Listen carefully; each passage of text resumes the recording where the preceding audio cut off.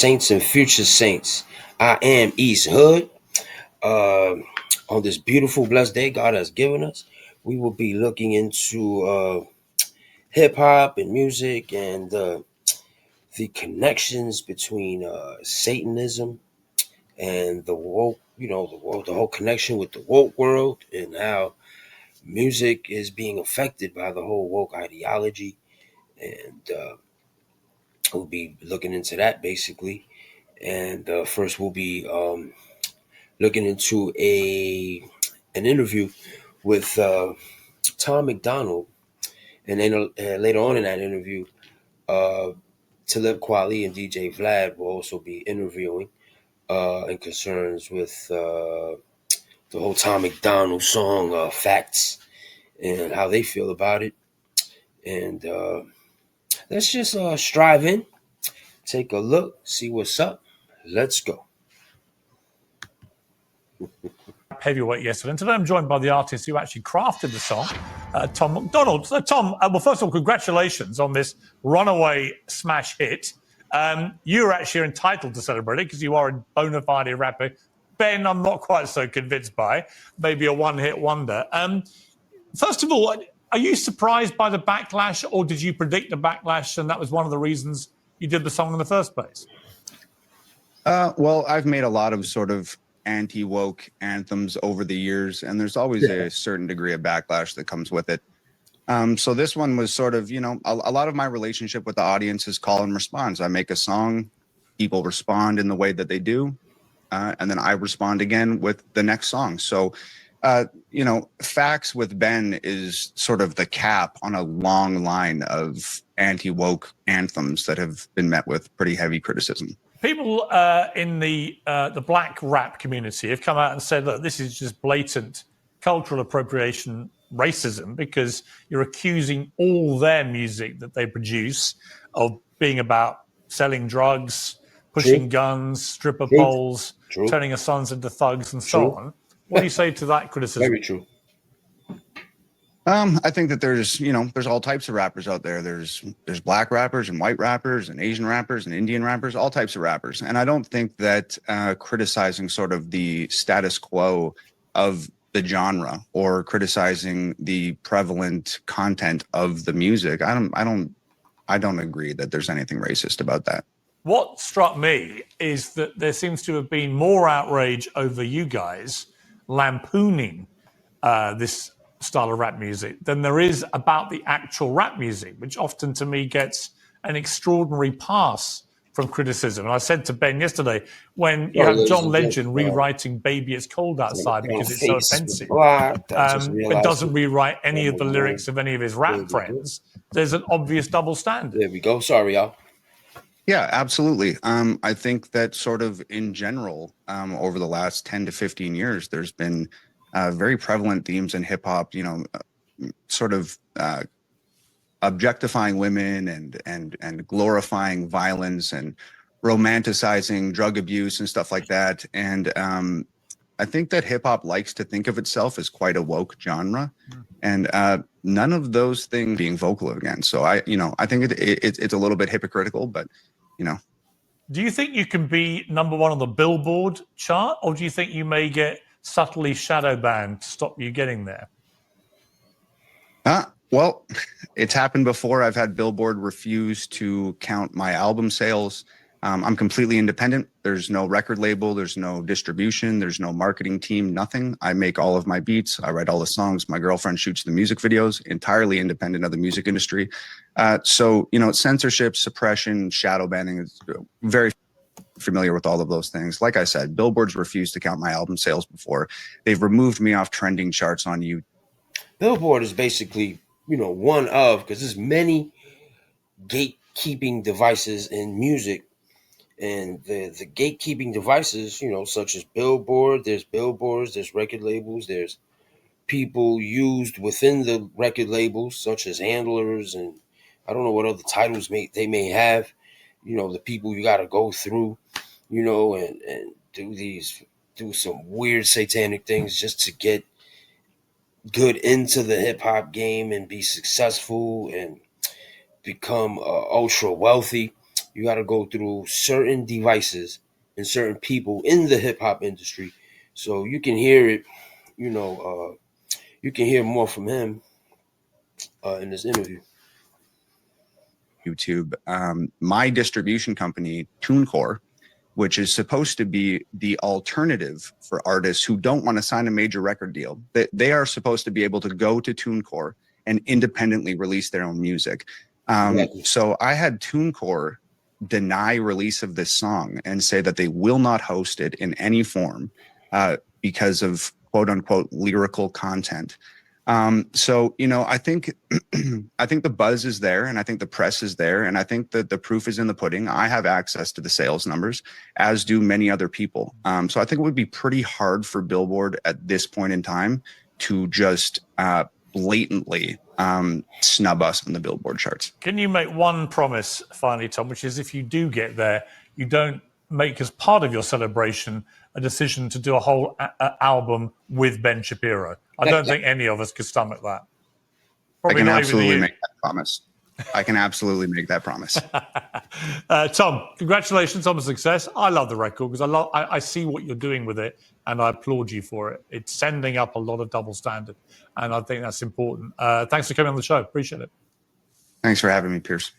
Okay, we heard from Tom, and now let's hear from the hip-hop establishment. Joining me now from New York is the highly respected rapper Talib Kweli, who also co-hosts the Midnight Miracle podcast with Dave Chappelle, and the DJ and digital media mogul, DJ Vlad. Well, a very high-powered panel to respond. So let me start with you then, Talib. You and I have locked horns before on Twitter, as it used to be. Yeah, you used to troll me on Twitter. I think we both like.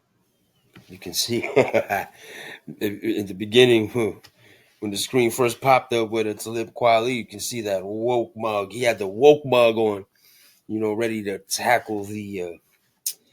I don't know what these people think. These wokies are like totally out of control. They done dug their claws, their satanic claws, into the music industry, and made hip hop, especially, very weird to listen to. Man, if you know this book right here, you know this book right here. When you listen to hip hop, oh man, it's a terrible genre to listen to. Very, very, it's just wicked. But let's go into this interview. Like to express ourselves forcefully, and absolutely no problem in doing that. What is your objection to this song? Well, first of all, forgive my voice because I'm coming off tour. My voice sounds a little scratchy. Forgive it. I want to congratulate Tom. Okay, cool. I want to congratulate Tom McDonald on his journey in sobriety, because that's very important to note. That part of his story is about his journey in sobriety. I do think it's very cowardly and very racist to blame hip hop for his addiction, as if white people don't have addiction issues. That's first and foremost. But if we're going to talk about the song Facts with Ben Shapiro, let's have a facts versus feelings conversation, which is something that Ben Shapiro always says. The hook of the song is "This ain't rap," which I agree with. It's not rap. It's not hip hop. Has nothing to do with rap. Pierce, you're wrong. The song has nothing to do with rap.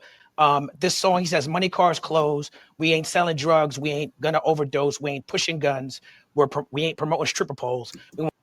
You see, it don't sound rap like to the wokies because it's not promoting violence, murder, sex, misogynistic lyrics, and which we can all bind down, right, and call it what it is, satanic. You know what I'm saying?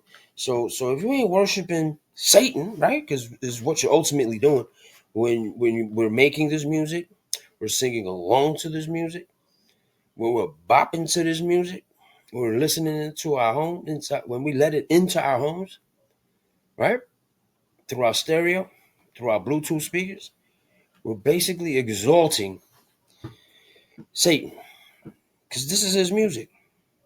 You know what I'm saying? This is his music. But let's finish up this interview.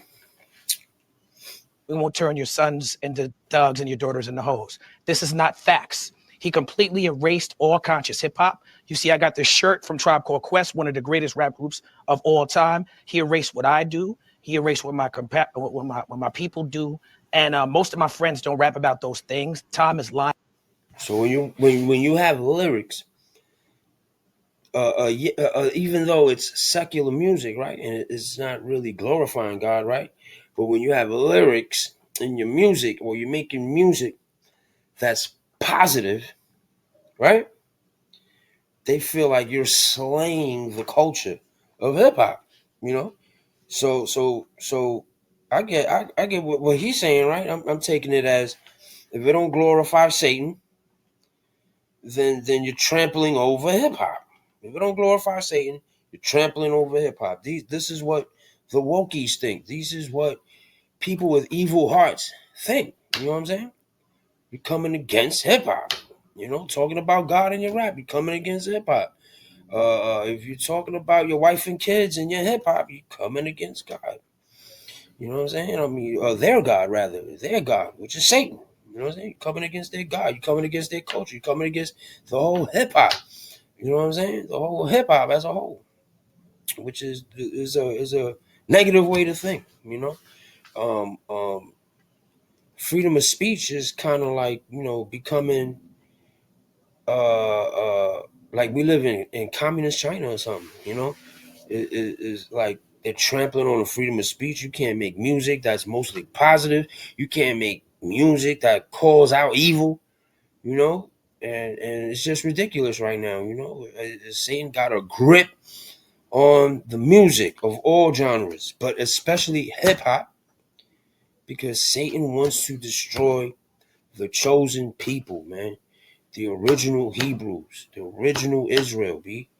You know what I'm saying? So Satan been coming after us since the times of Egypt. But let's finish this interview. Lying about rap, Well, yeah, and but hang to on. Okay, claim all right. that. Yeah, but hang on, hang on.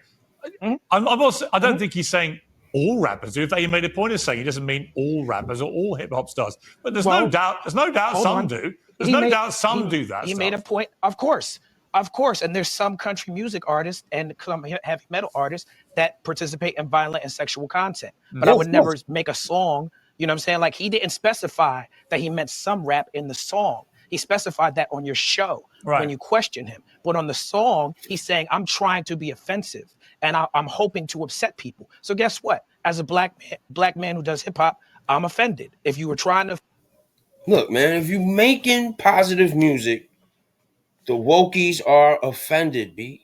So if I'm an artist, right, and I ain't feeling none of this satanic music, right? But I ain't feeling it. Um, me making positive, good music that children can listen to, good rap children can listen to, Christians can listen to, right? You know what I'm saying? Especially if I'm trying to come out of the world, you know what I'm saying? Of course it's gonna offend. It's gonna offend, and I want to offend. I want to offend Satan. I want to upset his devices, which is hip hop, one of them, which is hip hop. I want to upset. I want to offend. That's my goal. And as I offend, I want those to go research and seek God for themselves. Research, seek God for yourself, seek God's heart, seek God's kingdom. And then your spiritual eyes will open up and you will clearly see that hip hop and other genre of music is satanic, evil, disgusting, perverted. That's what Satan took music. God made music. Satan took music, like he took everything else that God created and perverted it. You know what I'm saying? It's perverse music. It's the opposite of what God intended music to be.